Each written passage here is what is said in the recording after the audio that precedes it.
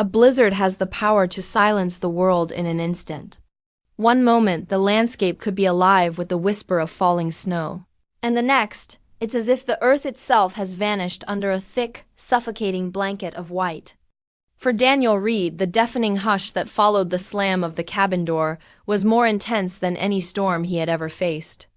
In that fleeting second, when the wind battered the wooden walls with relentless force, the temperature plummeted and the lights sputtered and died, Daniel realized that he wasn't merely caught in a remote Montana cabin amidst a vicious -40°C blizzard.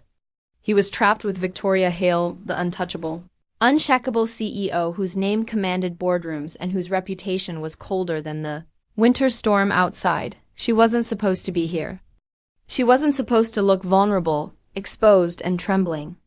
And she certainly wasn't supposed to murmur the words that would unravel every pretense he had built around his heart. Can I slip under your blanket? If you believe in kindness and second chances and in the delicate magic of unanticipated connections, make sure to like, comment, share, and subscribe to the channel. It truly allows these stories to live on. Daniel had always believed life was stingy with second chances. As a single father, he had painstakingly constructed his existence one careful piece at a time. 4 years earlier, a car crash had stolen his wife from him, leaving him alone with a young daughter and a life that suddenly felt fragile. Since then, he had managed to balance freelance contracting with guiding occasional mountain expeditions, raising Lily, his 8-year-old, with the quiet care of a man who had loved deeply and lost just as profoundly. Today was meant to be simple. Escort a visiting executive to evaluate a potential company retreat site. Return her to town by evening, then go home to the warm comfort of Lily, who had texted earlier requesting hot cocoa and extra marshmallows. But life had a way of rewriting plans without warning, without asking permission. The sky had darkened unnaturally fast. The snow, once soft and pristine under the morning sun, had turned violent by the afternoon. The road disappeared beneath thick sheets of white, and the wind's howl grew louder with every passing minute. Visibility fell to nearly nothing.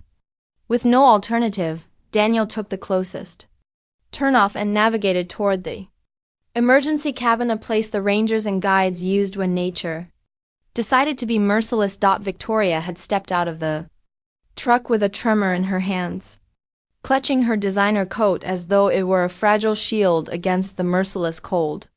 Her expression was something Daniel had never seen before, human, raw, and shaken. The woman who commanded boardrooms with a flick of her sharp mind, who moved through the world with a reputation forged in steel, now looked fragile. Inside the cabin, Daniel set about coaxing the fireplace to life. The logs resisted at first, but after a few careful strikes, sparks caught, blossoming into a warm amber glow that painted the room in gold, softening the edges of the storm outside.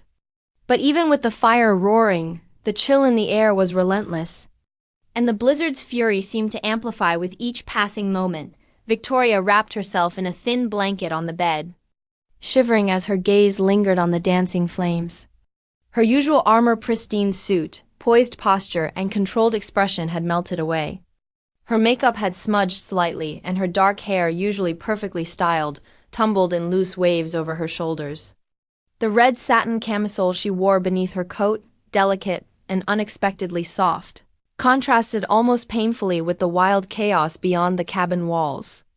In that moment, she looked like someone who had been stripped of all pretense, all defenses. Daniel tried to anchor himself in logic, in survival, in warmth, calculating just how long they might be stranded here.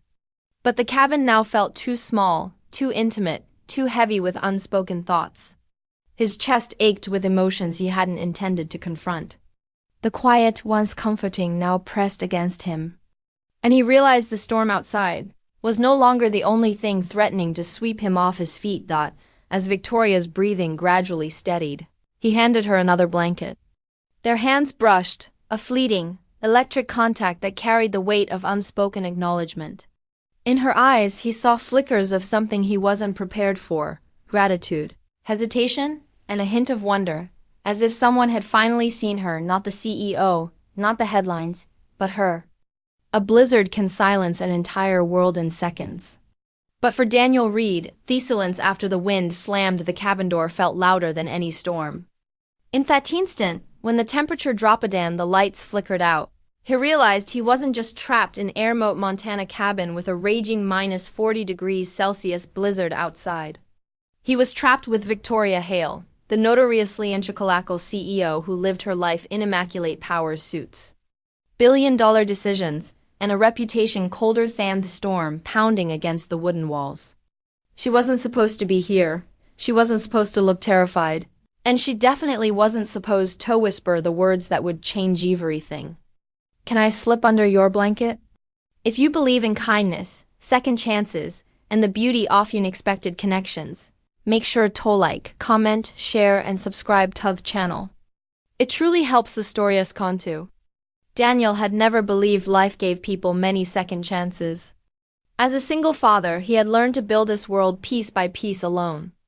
After losing his wife in a car accident 4 years earlier, he worked as a freelance contract and part-time mountain guide, raising his 8-year-old daughter Lily with the gentleness of a man who had known both deep love and deep loss. And today was supposed to be simple. Guide a visiting executive to check out a potential company retreat site, drop her back in town before evening, then return him to Lily, who had texted him earlier asking if he could bring hot cocoa. But universe often rewrites plans without asking permission. The sky had darkened far too quickly. Snow that had been beautiful in the morning turned fierce and violent by afternoon. The road vanished under white sheets. Thuan screamed and visibility collapsed. Daniel had no choice but to take the nearest turn and get them to the emergency cabin used by rangers and guides.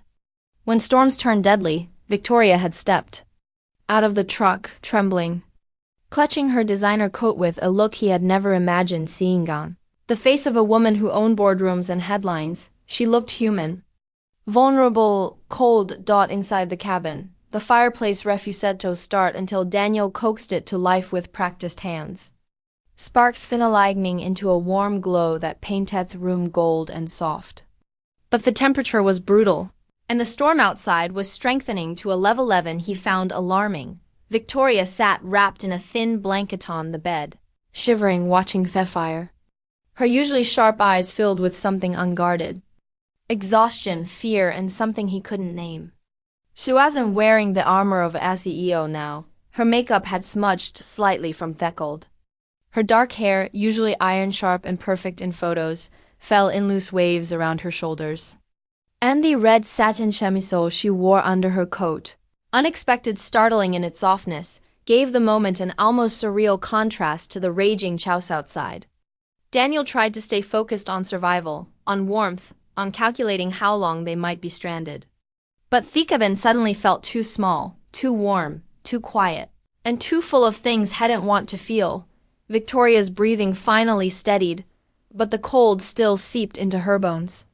Daniel handed her another blanket, his hands brushing hers for a second. And something flickered in her eyes, a mixture of gratitude and confusion, as if no one had cared for her without expecting a favor in return.